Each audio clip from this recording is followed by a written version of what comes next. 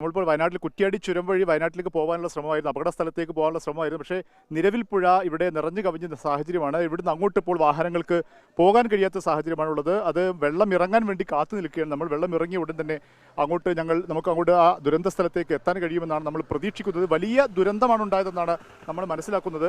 ഈ ചൂരൽമല പ്രദേശത്തുകാരനായ ഒരാൾ എൻ്റെ കൂടെ ഇപ്പോഴുണ്ട്, അസ്രഫ് എന്ന് പറഞ്ഞ ആൾ. ഇക്കാടെ വീടിൻ്റെ അടുത്താണോ ഈ അപകടം ഉണ്ടായിരിക്കുന്നത്? അതെ, എൻ്റെ വീടിൻ്റെ അടുത്താണ്. എന്താണ് സംഭവിച്ചതാണ് ഇപ്പം നിങ്ങൾക്ക് കിട്ടുന്നത്? സംഭവിച്ചതെന്ന് പറഞ്ഞാൽ ഇന്നലെ രാത്രി 2:30-3 മണിൻ്റെ ഇടയിലാണ് എൻ്റെ വൈഫ് എന്നെ വിളിക്കുന്നത്. അപ്പം ഞാൻ മാഹിൽ ജോലി ചെയ്യാം. അങ്ങനെ ഇങ്ങനെ ഉരുൾ പൊട്ടിയിട്ടുണ്ട്, നമ്മൾ ഒരുപാട് വീടുകൾ പോയിട്ടുണ്ട് എന്നെല്ലാം അറിഞ്ഞു. കാരണം പിന്നെ കറണ്ടില്ല, ഒന്നുമില്ല, സംവിധാനങ്ങളൊന്നുമില്ലല്ലോ. ആ സമയത്ത് തന്നെ നമ്മളുള്ള നാട്ടിലുള്ള ഒരുപാട് സന്നദ്ധ പ്രവർത്തകരുണ്ട്, ചെറുപ്പക്കാർ. അവരൊക്കെ ടൗണിൽ ഇറങ്ങി നോക്കുമ്പോൾ ടൗണിലേക്ക് ഇറങ്ങാൻ പറ്റാത്ത ഒരു അവസ്ഥയിലാണ് പറഞ്ഞത്. എത്ര വീടുകളുണ്ടായിരുന്നു അവിടെ? ഏകദേശം സ്കൂൾ റോഡിൻ്റെ ആ ഭാഗത്ത് തന്നെ 100-200ഓളം വീടുകൾ ഉണ്ട് നമ്മളെ അറിവിലുള്ളത്. അവിടുന്ന് ആളുകളൊന്നും മാറ്റാൻ പറ്റിയിരുന്നില്ല രാത്രി? അങ്ങനെ എന്താ സ്ഥിതി? അവരൊക്കെ ആ വീട്ടിലുണ്ടായിരുന്നു? ഏകദേശം ആളുകളൊക്കെ വീട്ടിലുണ്ട്. കാരണം പെട്ടെന്ന് ദുരിതാശ്വാസ കേന്ദ്രം എന്ന് പറഞ്ഞിട്ടൊരു ഇത് പെട്ടെന്ന് അതിനുള്ള സാഹചര്യമായിട്ടില്ലല്ലോ, അത്ര വലിയ ശക്തിയായ മഴ ഉണ്ടായിട്ടില്ലായിരുന്നോ. അപ്പോൾ പിന്നെ പുത്തുമല ഉരുളുപൊട്ടൽ ആ സമയത്തൊക്കെ മേപ്പാടിയൊക്കെ ക്യാമ്പുകളുണ്ടായിരുന്നു. അപ്പം അതിനുള്ള സംവിധാനം കിട്ടിയിട്ടുണ്ടാവില്ല. ഇതിപ്പോൾ പ്രതീക്ഷിച്ചിരുന്നില്ല ഇങ്ങനൊരു ഉരുൾപൊട്ടൽ ഉണ്ടാകുന്നൊരു കണക്കൂട്ടില്ല. ഇല്ലല്ല, പ്രതീക്ഷ ഉണ്ടെങ്കിലും അഥവാ എന്ത് ഉരുൾപൊട്ടലാണെങ്കിലും ഇത്രയും വ്യാപ്തി ഒരിക്കലും നമ്മളാരും ആ നാട്ടിലുള്ള ആളുകൾ പ്രതീക്ഷിച്ചില്ല. കാരണം എന്താ പറയുക, ഒരുപാട് ചെറുപ്പത്തിൽ 2ാം ക്ലാസ് പഠിക്കുന്ന സമയത്ത് റാണിമല എന്ന് പറഞ്ഞ സ്റ്റേറ്റിൽ അവിടെ ഒരു ഉരുൾപൊട്ടിയിരുന്നു. അന്നും ഇങ്ങനത്തെ സംഭവം ഉണ്ടായിട്ടില്ല. പുത്തുമല 5-6 വർഷം മുമ്പ് ഒരു വലിയ ഉരുൾപൊട്ടലുണ്ടായി. അന്നും ഇങ്ങനത്തെ ഒരു വ്യാപ്തി ഉണ്ടായിട്ടില്ല. ആ സമയത്ത് 200ഓളം വീടുകളുണ്ട് നിങ്ങൾ പറഞ്ഞല്ലോ. ആ വീടുകളൊക്കെ പൂർണ്ണമായിട്ട് പോയോ? ഏകദേശം ആ വീടുകളൊക്കെ നഷ്ടപ്പെട്ടതായിട്ട് അറിയാൻ കഴിയുന്നത്. ഞാൻ അവിടെ എത്തിയിട്ടില്ല. ഞാനിപ്പോൾ അവിടുന്ന് പുലർച്ചെ 5-6 മണിക്ക് അവിടുന്ന് മാഹിന്ന് പോന്നിട്ട് ഇവിടെ നെയ്തൽപ്പുഴ എന്ന് പറഞ്ഞ സ്ഥലത്ത് കുടുങ്ങി കിടക്കും. സമയം 10-11 മണിയായി. ഇവിടെ അങ്ങോട്ട് കഴിച്ചില്ലാണ്ട് അവിടെ എത്തണമെങ്കിൽ എന്തെങ്കിലും. നിങ്ങളെ അയൽവാസികളൊക്കെ അവരുടെയൊക്കെ സ്ഥിതി, നിങ്ങളുടെ വീട് സേഫാണോ? എൻ്റെ വീട് സേഫാണ്. എൻ്റെ വീട്ടിലേക്ക് രാത്രി ഒരുപാട് ആളുകൾ വന്നിരുന്നു. എൻ്റെ വീട് പൂട്ടിക്കിടക്കായിരുന്നു. അപ്പം ഞാൻ അവരോട് പറഞ്ഞു വാതിൽ പൊളിച്ചിട്ട് ഉള്ളിൽ കയറി നിന്നോളാൻ വേണ്ടി പറഞ്ഞിട്ടുണ്ട്. വീട്ടിന് താഴ്ഭാഗത്തൊക്കെ പോയിട്ട്? ആ താഴ്ഭാഗത്ത് പോയിട്ടില്ല. അവിടെ എല്ലാം ഫുള്ള് വെള്ളം കയറി നിൽക്കുകയാണ്. വീടുകൾ മൊത്തം വെള്ളത്തിലുള്ള ഒരുപാട്. ഇതിപ്പോൾ ചൂരമല ടൗണും സ്കൂൾ റോഡും ഉള്ള വീടുകളാണ് മൊത്തം പരിപൂർണ്ണമായിട്ട് പോയത്. നിങ്ങൾ അവിടെ കുടുങ്ങി കിടക്കുന്ന ആളുകളായിട്ട് ഫോണിൽ സംസാരിക്കുന്നുണ്ടോ? ഞാൻ സംസാരിക്കുന്നുണ്ട്. ഞാൻ അടുത്ത റസാക്കായി എന്ന് പറഞ്ഞ ഒരാളെ വിളിച്ചിരുന്നു. പിന്നെ എൻ്റെ മരുമകൻ ഉണ്ടായിരുന്നു, പുയ്യാപ്പിള, മോളെ കെട്ടിയ മൂപ്പരെ വിളിച്ചിട്ടുണ്ട്. ഒരുപാട് ആളുകൾ ഇങ്ങനെ വിളിച്ച്.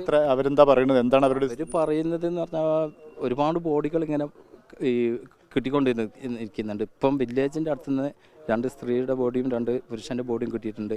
പിന്നെ നമ്മളെ വീടിൻ്റെ തൊട്ട് താഴെ ഞാൻ പറഞ്ഞ റസാക്ക് എന്ന് പറഞ്ഞ ആളെ വീടിൻ്റെ അടുത്തുനിന്ന് കുറച്ച് മുമ്പായിട്ട് 4 ബോഡി കിട്ടിയിട്ടുണ്ട്.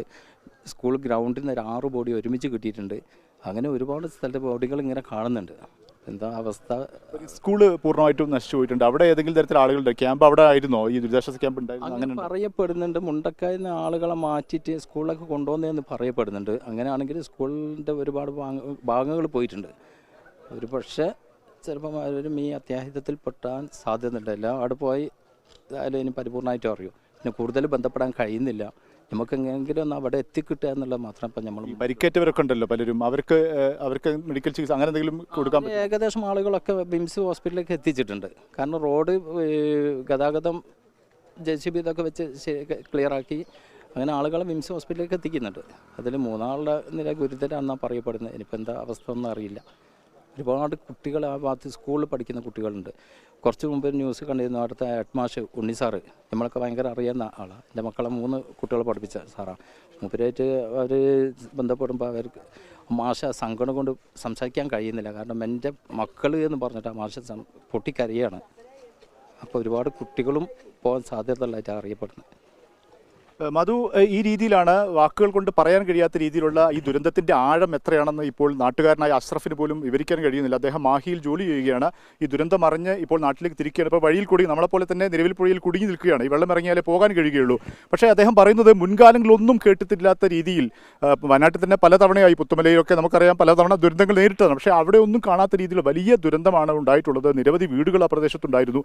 ആ വീടുകളെല്ലാം ഒലിച്ചുപോയെന്നാണ് അദ്ദേഹത്തിന് അറിയാൻ കഴിഞ്ഞിട്ടുള്ളത്. എത്ര പേർ അതിൽ കാണാതായെന്നൊന്നും ഈ സമയത്ത് തിട്ടപ്പെടുത്താൻ കഴിയില്ല. നിരവധി കുട്ടികളുണ്ട്, സ്കൂൾ കുട്ടികളുണ്ട് എന്നുള്ള വിവരങ്ങളൊക്കെയാണ് അദ്ദേഹത്തിന് ഇപ്പോൾ ലഭിക്കുന്നത്. അതായത് നമ്മൾ അവിടേക്ക് എത്രയും പെട്ടെന്ന് എത്താനുള്ള ഒരു ശ്രമം നടത്തിക്കൊണ്ടിരിക്കുകയാണ്. പല ഭാഗങ്ങളിലും ഈ ചുരത്തിലേക്കുള്ള വയനാട്ടിലേക്കുള്ള എല്ലാ ചുരവും ഇപ്പോൾ ഏറെക്കുറെ തടസ്സപ്പെട്ട് നിൽക്കുന്ന സാഹചര്യമാണുള്ളത്.